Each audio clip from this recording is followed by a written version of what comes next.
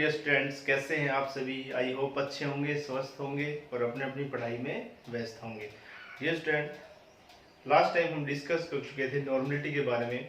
Now we will discuss about molarity.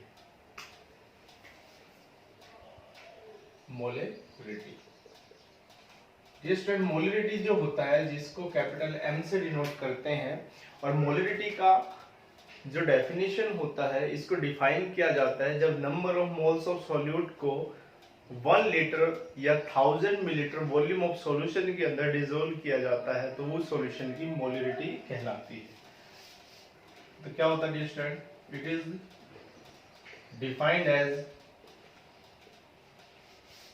Is defined as number of moles of solute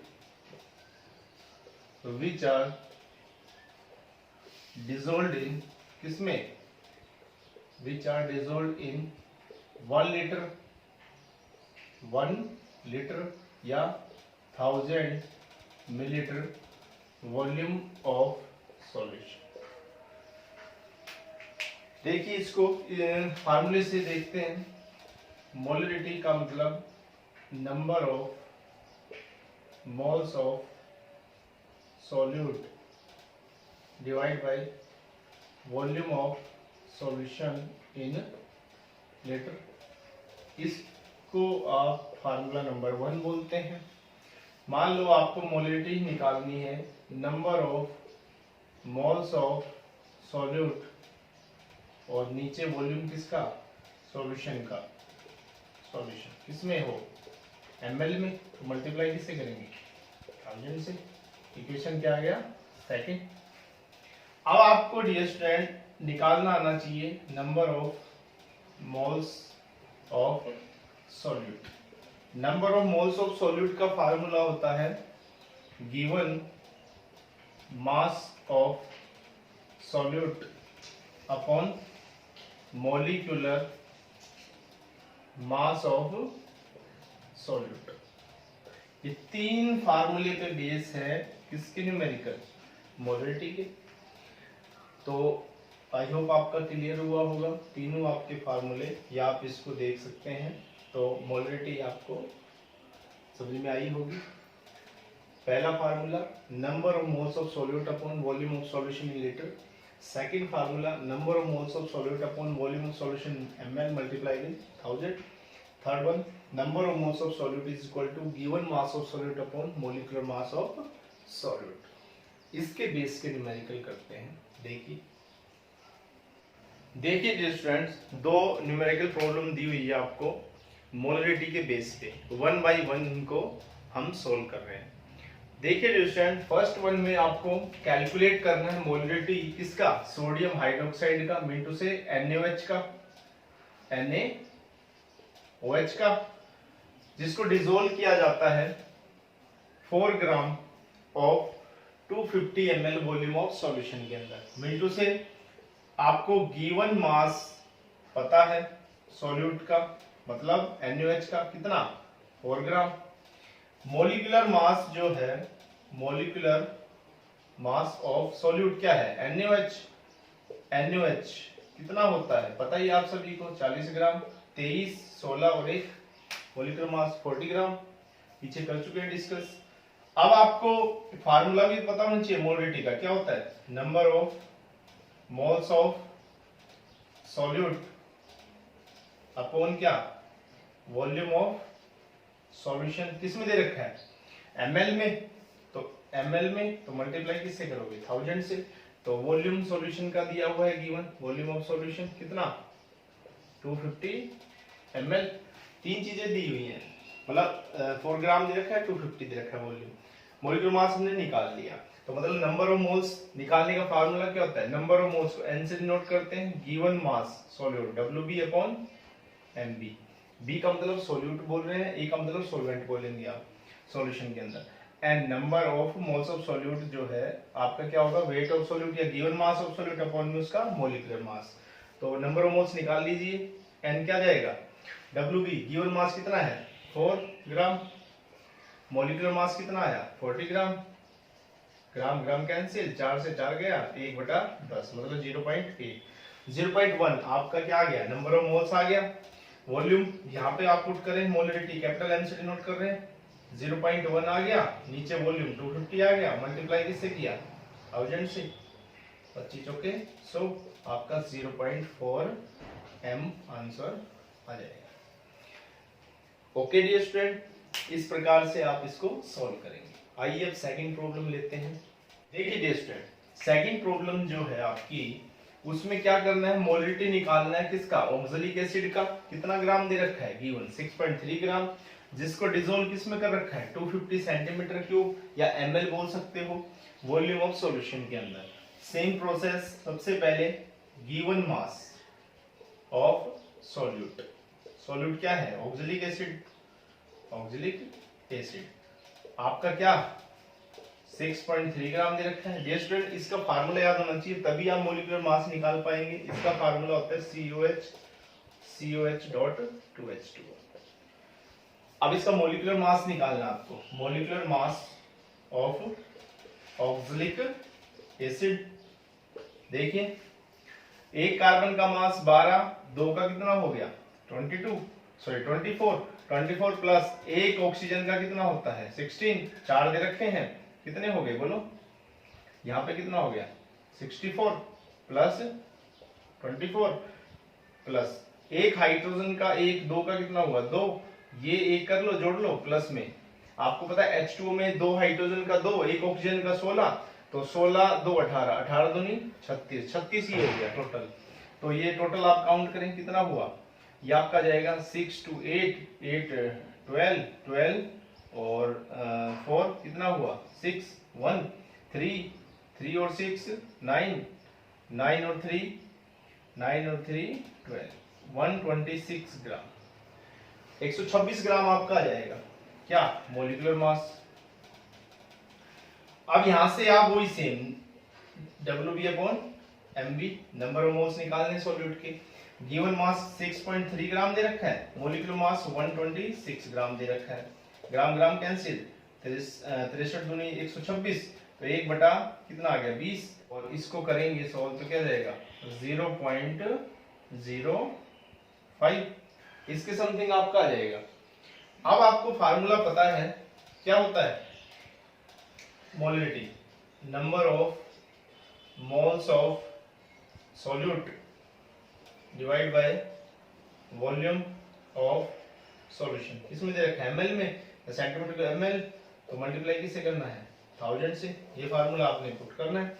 अब आपको number of moles solute कितने हैं बोलो 0.05, नीचे 250, वॉल्यूम मल्टीप्लाई किससे करना है 1000 से, कितने चला गया बोलो 25 चौके 100, 4 पे, तो यहाँ पे डियर स्टूडेंट क्या जाएगा आपका, ये इसको करेंगे पॉइंट नीचे, तो नीचे क्या जाएगा 100, और यहाँ पे क्या जाएगा 4, यहाँ पे 20 बटा 100, तो यहाँ पे कितने जाए 20 पंजे 100, तो 0.2 आपका आंसर आ जाएगा M। आई होप आपका क्लियर हुआ होगा। चलिए देखिए इसको आगे चलते हैं। देखिए डियर स्टूडेंट, नेक्स्ट टर्म है अपनी मोलिलिटी। मोलिलिटी, मोलिलिटी जिसको आप डिनोट करते हैं स्मॉल m से। मोलिलिटी का मतलब होता है डियर स्टूडेंट, जब नंबर ऑफ मोल्स लेते हैं सॉल्यूट के और जिसको या डिसोल्व किया जाता है किसके अंदर 1 किलोग्राम वेट ऑफ सॉल्वेंट के अंदर या 1000 ग्राम वेट ऑफ सॉल्वेंट के अंदर। तो मोलिलिटी की डेफिनेशन क्या हुई, it is defined as number of moles of solute which are dissolved in किसमें, in 1 kilogram weight of solvent, या 1 किलोग्राम बोल दो या क्या बोल सकते हैं 1000 ग्राम वेट ऑफ सॉल्वेंट, क्या कहलाती है मोलिलिटी। तो फार्मूला क्या हुआ, मोलिलिटी क्या हुआ, नंबर ऑफ सेम लेने हैं, number of moles of solute लेने हैं, नीचे क्या लेना है आपकी बार वेट ऑफ सॉल्वेंट, किसमें इन किलोग्राम में, इन किलोग्राम में। अब ये इसका इक्वेशन हो गया फर्स्ट। अब मान लो आपको मोलिटी निकालना है, same number of moles of solute, और नीचे आपका वेट दे रखा है किसका, सॉल्वेंट का, इसमें इन ग्राम के अंदर। तो मल्टीप्लाई किससे कर देंगे हम, 1000 से। किससे कर देंगे डियर स्टूडेंट, 1000 से। Equation second. थर्ड आपको याद करना है number of moles of solute निकालने का फार्मूला, जो कि आपने पीछे किया है। क्या होता था, given mass of solute divide by क्या, मोलिकुलर मास ऑफ सॉल्यूट। इन तीन इक्वेशंस पे टिके हुए हैं मोलिलिटी के न्यूमेरिकल। इनको आप ढंग से देखें, फिर आगे चलते हैं। अब न्यूमेरिकल करते हैं हम मोलिलिटी के बेस पे। देखिए, calculate the molality of solution if 7.5 gram of sodium carbonate dissolved in 750 gram weight of solvent. आपको मोलिलिटी निकालना है, स्मॉल एम। फार्मूला पता ही है, number of moles of solute divide by क्या था, वेट ऑफ सॉल्वेंट इन, किसमें दे रखा है, ग्राम में। तो ग्राम में ले लीजिए और मल्टीप्लाई किससे करना होगा, 1000 से। तो डियर स्टूडेंट, सबसे पहले तो आपको number of moles of solute देखें। क्या होता था, given mass of solute upon क्या होता था, मॉलिक्यूलर मास ऑफ सॉल्यूट। तो गिवन मास आपको कितना दे रखा है, 7.5 ग्राम। तो गिवन मास यहाँ पे पुट कर सकते हैं आप, 7.5 ग्राम। अब मॉलिक्यूलर मास आपका सॉल्यूट का कितना, इसका पूरा कैलकुलेट करें आप। मॉलिक्यूलर मास सोडियम कार्बोनेट का कितना होता है, 2 सोडियम है, तो 23 को 2 से मल्टीप्लाई किया, प्लस में एक कार्बन का 12, प्लस में ऑक्सीजन कितने हैं 3, तो 16 3 48, 48 प्लस 12 प्लस 46 कितना हो गया, बोले। ये हो जाएगा आपका और 10 10 6, और यहाँ पे क्या आया 5 6 6 6 और 4 कितने हो गए, 106 ग्राम। आपका 106 ग्राम आपका क्या आ गया, सोडियम कार्बोनेट का मोलिकुलर मास 106 ग्राम।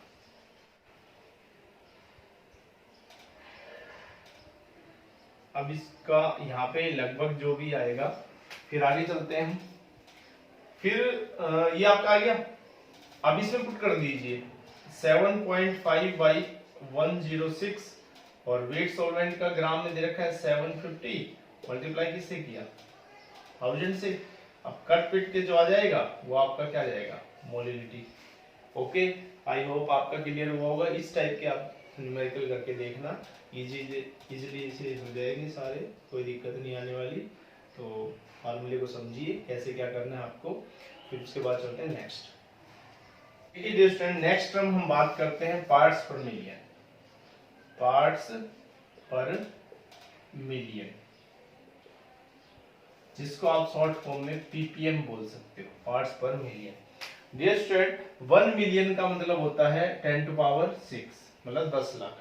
अब इसका फार्मूला क्या होगा पीपीएम निकालने का, पीपीएम इसका फार्मूला होगा डियर स्टूडेंट, ऊपर तो क्या लेते हैं, मास या वेट लेते हैं किसका, सॉल्यूट का, नीचे क्या लेते हैं, मास ऑफ सॉल्यूशन का, और मल्टीप्लाई किससे करना, 10 टू पावर 6 से। यहां से ये फार्मूला आ जाता है पीपीएम का।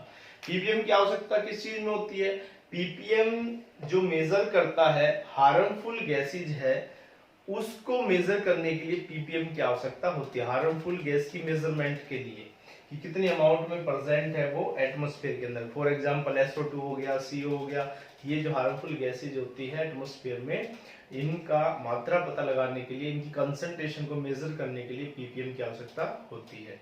ओके जी स्टूडेंट, इसी प्रकार नेक्स्ट टर्म आती है आपकी मोल फ्रैक्शन। मोल फ्रैक्शन जिसको डिनोट करते हैं जाइज। तो डियर मोल फ्रैक्शन क्या होता है, मोल फ्रैक्शन का मतलब होता है जिसका आपको मोल फ्रैक्शन निकालना है, उस कंपोनेंट का नंबर ऑफ मोल्स लेंगे divide by number of moles लेंगे सभी कंपोनेंट के जो एक सॉल्यूशन में प्रेजेंट होते हैं। फॉर एग्जांपल यदि बात कर लूं मैं, यहाँ पे जाई ए, मतलब ए का मतलब सॉल्वेंट मान रहा हूं मैं, और जाई बी का मतलब, यहाँ पे बी का मतलब सॉल्यूट मान रहा हूँ। तो डियर स्टूडेंट, जिसका मोल फ्रैक्शन निकालना है ऊपर उसी के नंबर ऑफ मोल्स लेने हैं। तो नंबर ऑफ मोल्स क्या होंगे सॉल्वेंट के, यहाँ पे ए का मतलब मैं बोल रहा हूँ क्या सॉल्वेंट, और बी का मतलब मैं क्या बोलूंगा सॉल्यूट। ध्यान से देखना।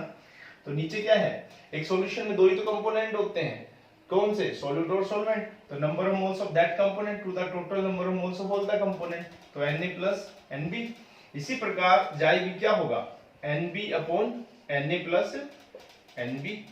आप देख पा रहे हैं, दोनों इक्वेशन को कंबाइन करें, जाई A प्लस जाई B क्या हो जाएगा, इनकी इक्वेशन उतार लीजिए, Na upon Na plus Nb plus Nb, यहाँ पे Na प्लस Nb, एलसीएम क्या हुआ Na प्लस Nb, यहाँ से क्या बचा Na, यहाँ से क्या बचा Nb, कट गया 1 पे। तो टोटल मोल फ्रैक्शन सॉल्यूशन का क्या होता है 1, यूनिटी। क्या होता है यूनिटी, यूनिटी। और ये क्या है dimension less quantity, dimension less quantity, इसका कोई डायमेंशन फार्मूला नहीं होता। ओके डिस्टेंस, अब बात करते हैं इसके बाद मास फ्रैक्शन की। आई होप आपके क्लियर हुए होंगे टर्म्स। चलिए आगे चलते हैं। आपका मास फ्रैक्शन जो है स्मॉल x से डिनोट कर सकते हैं। अब मास फ्रैक्शन क्या होगा, जैसे मोल फ्रैक्शन था उसी तरह से अब क्या होगा, अब की बार नंबर मोल्स की जगह मास ले लेते हैं। तो जिसका आपको मास फ्रैक्शन निकालना है उसके क्या लेते हैं नंबर वेट ले लेते हैं। तो ऊपर क्या आएगा WA, मतलब weight of solvent upon weight of solvent plus weight of solute. इसी प्रकार आपको XB मास फ्रैक्शन निकालना है सॉल्यूट का, तो ऊपर नंबर वेट ऑफ किसके लेंगे इसी के, और नीचे WA प्लस WB सॉल्यूशन का वेट जो होगा, सॉल्यूट सॉल्वेंट दोनों का होगा। दोनों को जोड़ लीजिए, इक्वेशन फर्स्ट हो गई, ये सेकंड हो गई। तो कंबाइन करेंगे XA plus XB is equal to क्या जाएगा WA, यहाँ पे क्या है WA प्लस WB प्लस यहाँ पे WB, नीचे क्या है WA प्लस WB, एलसीएम क्या बना WA प्लस WB, यहाँ से WA आ गया, यहाँ से WB आ गया, कट गया 1 पे। तो यहाँ से टोटल मास फ्रैक्शन भी क्या होता है सॉल्यूशन का 1, और ये भी एक dimensionless quantity. I hope clear हुआ होगा। चलिए आगे चलते हैं। अगली टर्म आती है आपकी formality. Formality dear student capital F से डिनोट करते हैं। देखिए फॉर्मेलिटी के बारे में, तो फॉर्मेलिटी क्या होती है, it is defined as number of formula mass of solute which are dissolved in 1 litre या 1000 मिलीलीटर वॉल्यूम ऑफ सॉल्यूशन। क्या होता है dear student, it is defined as number of moles of solute की जगह क्या ला जाता है यहाँ पे formula mass of solute which are dissolved in, इसमें डिसॉल्व करते हैं, डिसॉल्व्ड इन 1 लीटर या 1000 millilitre volume of solution, 1 litre या 1000 मिलीलीटर वॉल्यूम ऑफ सॉल्यूशन। देखिए डिस्टेंट, इसको समझिए आप, F से डिनोट किया, ऊपर तो नंबर ऑफ फार्मूला मास लेंगे सॉल्यूट का, डिवाइड बाय नीचे क्या लेना है वॉल्यूम लेना है किसका सॉल्यूशन का इन लीटर में। इसको इक्वेशन क्या मान लीजिए फर्स्ट, इसको फर्स्ट इक्वेशन मान लीजिए। अब आपको पता है अगर यहाँ पे मान लो सेकंड फार्मूला अगर यहीं पे लिख देते हैं, लीटर की जगह ml करना हो तो क्या जाएगा, यहाँ पे मल्टीप्लाई किससे करोगे 1000 से मल्टीप्लाई कर दोगे, तो यहाँ पे सेकंड फार्मूला जाएगा। अब यहाँ पे आपको number of formula mass of solute निकालने का फार्मूला आना चाहिए। ऊपर लेंगे dear student, given mass of solute divide by क्या जाएगा फार्मूला मास ऑफ सॉल्यूट। ये आपके 3 इक्वेशन यहाँ पे भी बनती है। डियर स्टूडेंट, फॉर्मुलेटी कब यूज की जाती है? आयनिक कंपाउंड के केस में फॉर्मुलेटी यूज की जाती है, जहां पे मोलिकुलर फार्मूला के इंस्टेड उसकी जगह पे क्या जाता है, आयनिक जो कंपाउंड्स होते हैं, जो आयंस में टूटे होते हैं, उनके लिए फॉर्मुलेटी यूज की जाती है। फॉर एग्जांपल सोडियम कार्बोनेट हो गया, पोटेशियम क्लोराइड हो गया, NaCl सोडियम क्लोराइड हो गया, इसी प्रकार कैल्शियम कार्बोनेट हो गया। ये आयनिक कंपाउंड्स होते हैं, इनके लिए फॉर्मुलेटी यूज की जाती है। Okay distant, I hope clear हुआ होगा। इसी प्रकार डिस्टेंट एक क्वेश्चन बनता है एग्जाम में कई बार, विच इज टेम्परेचर डिपेंडेंट, जो टेम्परेचर पे डिपेंड करने वाली कौन सी है। आपको दे दिया जाए फॉर एग्जांपल मोलिलिटी दे दिया जाए, दोनों में से कौन सी है टेम्परेचर पे डिपेंडेंट है। तो डियर स्टूडेंट, आपको पता है टेम्परेचर पे डिपेंड करने वाली कौन सी होती है, कौन सी, मोलिलिटी। और मोलिलिटी है वो टेम्परेचर इंडिपेंडेंट होती है। क्यों? क्योंकि ये वेट पे डिपेंड करती है, और वेट कभी भी टेम्परेचर पे डिपेंड नहीं करता। और ये जो मोलिलिटी है सॉरी, ये डिपेंड करती है वॉल्यूम के ऊपर, और वॉल्यूम हमेशा किसके डायरेक्टली प्रोपोर्शनल होता है, टेम्परेचर के डायरेक्टली प्रोपोर्शनल होता है। वेट टेम्परेचर के डायरेक्टली प्रोपोर्शनल नहीं होता। फॉर एग्जांपल, क्या आपने देखा है कभी गर्मियों में आपका वेट या सर्दियों में आपका वेट घटता या बढ़ता हो? कभी नहीं बढ़ता घटता, टेम्परेचर के हिसाब से कभी नहीं होता डियर स्टूडेंट। इसलिए जो मोलिलिटी होता है वो टेम्परेचर इंडिपेंडेंट होती है, क्योंकि ये वेट पे डिपेंड करती है। वेट कभी भी टेम्परेचर पे डिपेंड नहीं करता। और मोलिलिटी क्या होती है, टेम्परेचर डिपेंडेंट होती है। ओके दोस्तों, आई होप क्लियर होगी। आपकी सारी टर्म्स मैंने करवा दी है कंसंट्रेशन के बेस पे। अब जो इनके जितने भी न्यूमेरिकल्स है आपको करके देखने हैं सारे अच्छे से। ओके दोस्तों, तब तक स्वस्थ रहे और अपनी पढ़ाई में व्यस्त रहे। थैंक यू, मिलते हैं नेक्स्ट लेक्चर में।